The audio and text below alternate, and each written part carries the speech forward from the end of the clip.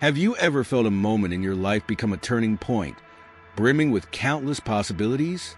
Well, that afternoon in front of Buckingham Palace, everything changed for me. As the August sun cast long shadows across the stone courtyard, I, guard Thomas Harrison, stood ramrod straight at my post. My scarlet tunic was a vibrant contrast against the pale, ancient stonework. Every button was polished to a mirror sheen, every crease as sharp as a knife that day. This perfect image was a result of hours of meticulous preparation. This careful work, starting before dawn, was a testament to my respect and dedication to this duty. The usual murmur of tourists was suddenly broken by a ripple of laughter, drawing curious glances toward the palace gates. Emerging from the crowd was a figure that seemed jarringly out of place against the dignified backdrop. A young man in a gaudily bright clown costume, complete with oversized shoes and a red rubber nose. His face was painted in exaggerated makeup, but his eyes held a calculating glint that didn't quite match his jovial appearance. "Ladies and gentlemen, boys and girls, gather round," he announced, his voice booming with practiced showmanship. "The amazing Joey the Jester has arrived to brighten up this stuffy old place." After these words, he made an exaggerated bow, his colorful wig flopping comically forward. A few children giggled, pointing excitedly, while their parents watched with a mixture of amusement and apprehension. Trailing behind Joey was a professional cameraman. Mike Chun had worked with Joey for months, documenting his performances with the detached professionalism of someone who preferred to stay behind the lens. But today, his camera was focused not just on Joey, but on my stoic figure, the obvious target of whatever spectacle was about to unfold. "Look at this place," Joey exclaimed, skipping between groups of tourists.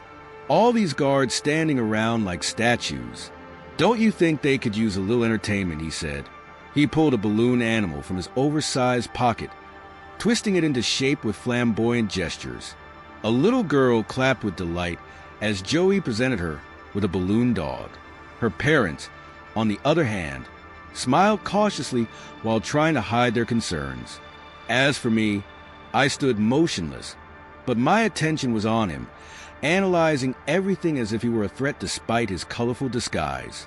The afternoon sun glinted off my ceremonial rifle. With each step, Joey was moving closer to crossing an invisible line. An elderly tourist group, who seemed to be from Canada, watched Joey with curious eyes. One of the veterans in the group sensed that Joey's actions could be dangerous.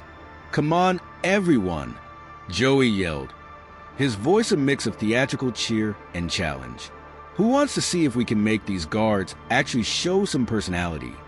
Joey's hand disappeared into one of his pockets, as if this was just the opening act of a show that would test more than just a guard's legendary composure.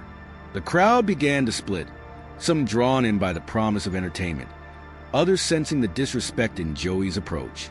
I remained standing tall and straight. As the clown drew closer, the smile on his face hinted at a show that would push boundaries far beyond simple circus tricks. "There's something that's been confusing me," Joey said, his voice as casual as a street performer but also as defiant. "These guards are supposed to protect the palace, right? But how can they see anything through those giant, fuzzy hats?" he added. The crowd started to laugh, but some of the older tourists, realizing the danger, started to back away.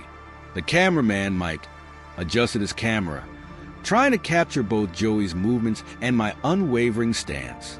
His lens was focused on the growing contrast between chaos and discipline. "Maybe he's sleeping under there," Joey said, exaggeratingly walking on his tiptoes. "Shall we check?" He pulled a pink feather from under his sleeve, a stark contrast to the atmosphere of the palace. A mother pulled her children away.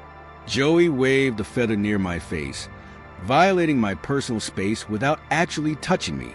"Sir," said an Australian man from the crowd, his voice trembling with concern, "perhaps this isn't appropriate."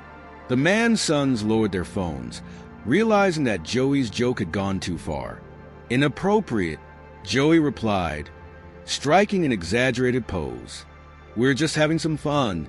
He pulled a bunch of handkerchiefs from his sleeves, waving them in my face. See? Just clean, good entertainment. I stood motionless, but those who looked closely might have seen my jaw clench. My eyes were fixed ahead, and, like a soldier, I knew something was escalating beyond just a simple clown show. Ladies and gentlemen, Joey continued, his voice like a circus announcer's. Here's a rare specimen. The completely unmoved guard. He walked around me, as if showing off a museum exhibit. Perfect posture, unwavering gaze, and a complete lack of human reaction.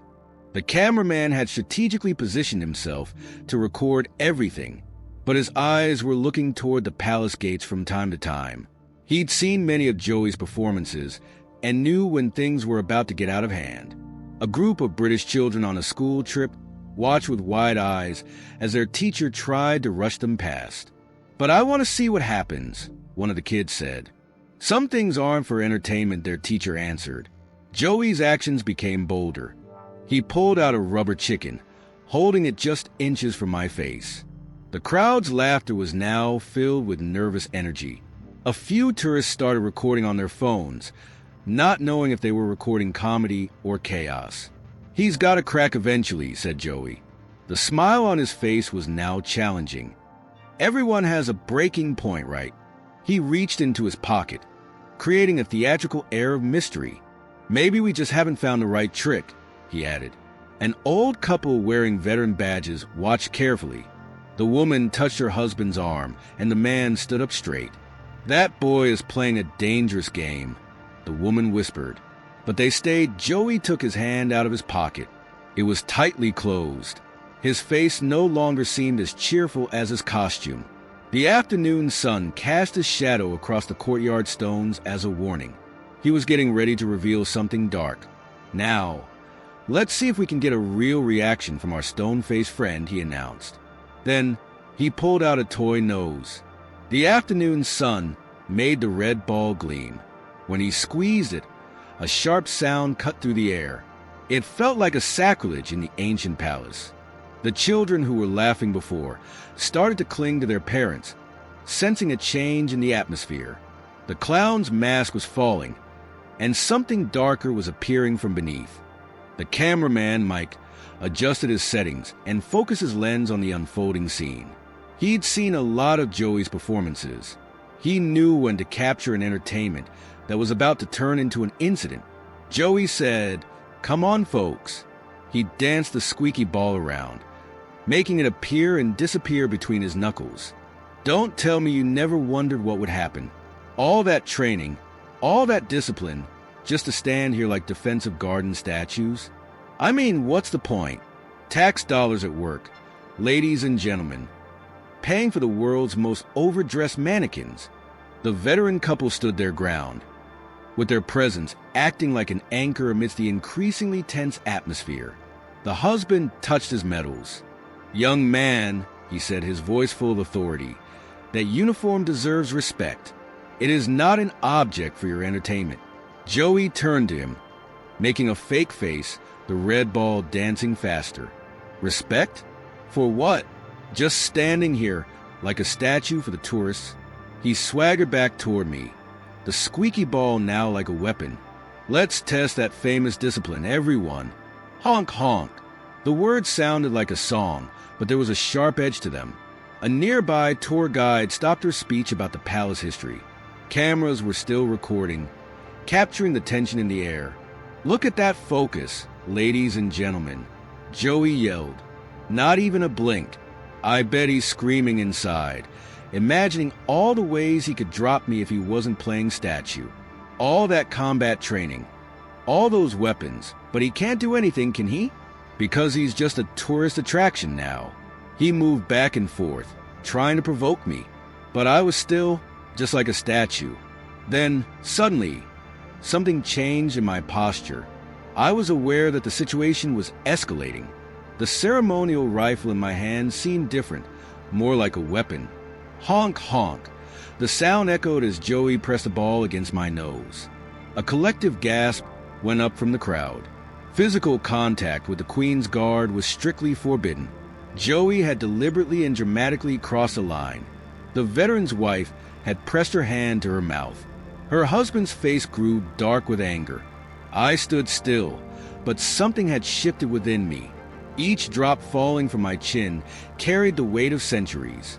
"Joey, what's wrong? Soldier boy," he taunted, tossing another balloon. All that famous discipline getting a bit watered down. The crowd was no longer watching a clown, but witnessing injustice. Even Mike had stepped back. He was holding his camera still, but his free hand was reaching for his phone as if he wanted to call for help. Water continued to soak through my uniform, and my hat was wet. Yet my posture remained perfect. The drops falling from my chin seemed to strengthen my resolve. "Ladies and gentlemen," Joey said, his voice a bit manic now, "I think our friend here needs another shower. We wouldn't want him to stay half wet, would we?" He weighed another balloon in his hand. The veteran finally spoke. "That's enough, son. You've crossed a line." But Joey was beyond listening. He was caught up in the show. "A line?" Joey laughed. "The only line here is this toy soldier trying to pretend that he's anything more than a tourist attraction." He drew his arm back, ready to launch the second balloon. "Let's see what other tricks our wet friend can." The balloon never left his hand. A vice-like grip had clamped around his wrist. Joey was staring into the face of a man who, moments before, had been just another tourist, but he was now a trained security officer. "I believe," the officer said quietly, his grip unyielding. "That's quite enough entertainment for one day." He spoke with authority, not a raised voice. Joey's other hand moved instinctively, still clutching his remaining balloons. But a second officer had materialized on his other side, with the same grip. Mike's camera captured it all. The shift from aggressor to captive. The way Joey's painted smile froze and then cracked. Water dripped from my uniform.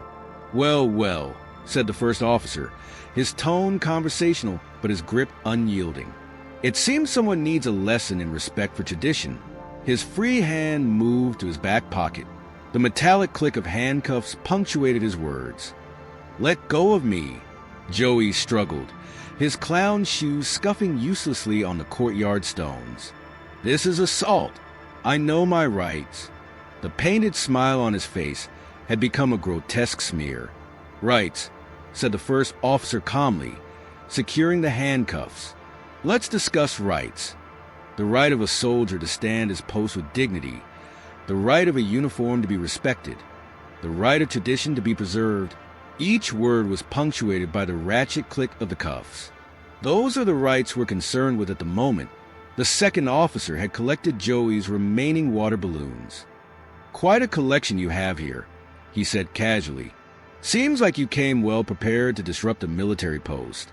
Mike had frozen in place. His camera was still recording, but he was clearly unsure what to do. A third officer came up to him. "That's enough filming for today, sir," the officer said firmly. "But we'll be very interested in reviewing your footage." The crowd had formed a circle. The atmosphere changed. They were no longer watching a clown, but witnessing justice. The veteran couple watched with grim satisfaction, their bearings showing that they understood the security team's work. "You can't do this." Joey's voice had lost its bravado. It was just a joke, just entertainment. The makeup was running down his face. "A joke," said the officer, with a serious tone. "That uniform you just drenched, it represents centuries of service and sacrifice. Those medals you mocked, they're earned with blood and valor. That position you disrespected, it's a symbol of everything that allows you to walk freely through these gates." Joey tried to look away, but the officer's grip kept his focus on the consequences. Each drop of water, falling from my uniform, seemed to echo in the sudden silence. "Now then," said the second officer, weighing the confiscated water balloons, "what should we do with these? Seems a shame to waste such carefully planned entertainment." There was something in his tone that made Joey pale. The first officer's professional demeanor cracked, revealing a smile that showed justice was about to be served. "You know," he said, addressing the crowd, I believe our friend here had the right idea. Sometimes a little refreshment is exactly what's needed to teach a lesson about respect. He raised his voice, but he didn't need to. Ladies and gentlemen, it seems our performer here wanted to put on a show, so it would be impolite of us to deny him his moment in the spotlight. He gestured to his colleague, who started distributing the remaining water balloons to the crowd. Perhaps we could assist in demonstrating the consequences of disrespecting a royal guard. The veteran was the first to accept a balloon. His military experience was evident in his precise movements. Other tourists followed, their faces showing understanding of the justice that was about to unfold. Even some of the children were now holding balloons. Wait! Joey's voice had lost all its previous bravado. You can't. This isn't. His oversized shoes scuffed against the ground as he tried to back away, but the officer's grip remained firm. Oh, but we can, said the first officer. You see, you wanted to demonstrate the power of water to break composure. Now you'll have the opportunity to experience it firsthand. He looked at the crowd, each person now armed with a piece of justice. Shall we begin the lesson? The first balloon hit Joey squarely in the chest. Water instantly soaked through his costume. The veteran's throw had been precise. Joey's painted face registered shock.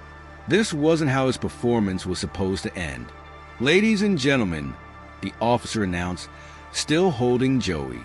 Feel free to express your appreciation for his earlier entertainment. The crowd needed no more encouragement. Balloons went up in the air. Each impact washed away more of Joey's makeup. His rainbow wig hung limp, his oversized shoes squelching with each attempt to dodge.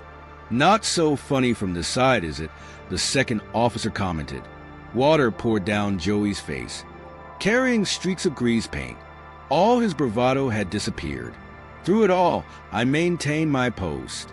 Water still dripped from my uniform, but those who looked closely might have seen a slight twitch at the corner of my mouth. It wasn't a smile, but maybe it was an acknowledgement that justice was served. The last balloon burst against Joey's back as the officers led him away. His costume was now a dripping mess of colors and shame. Mike had already been escorted out, his camera's footage documenting a very different performance than planned. Let this be a lesson, the first officer said to the dispersing crowd. The Queen's Guard stands for something greater than mere entertainment. Their discipline isn't weakness, it's strength. Their silence isn't an invitation for disrespect. It's a testament to honor. And sometimes, he glanced at Joey, those who mistake that strength for weakness need a refreshing reminder of the difference. As the officers led Joey away, I remained at my post as immovable as the traditions I protected. The water would dry, the uniform would be pressed again, and I would return tomorrow because that's what duty demanded. Not just guarding a palace, but standing firm for principles that no clown's antics could wash away. What would you have done if you had witnessed such disrespect towards a royal guard? How do you think we should handle those who mistake discipline for weakness and tradition for an outdated ceremony? Let us know your thoughts in the comments below. Remember to like if you believe in respecting our servicemen and women, and subscribe for more stories about those who stand guard over not just places, but principles. We'll see you in the next one.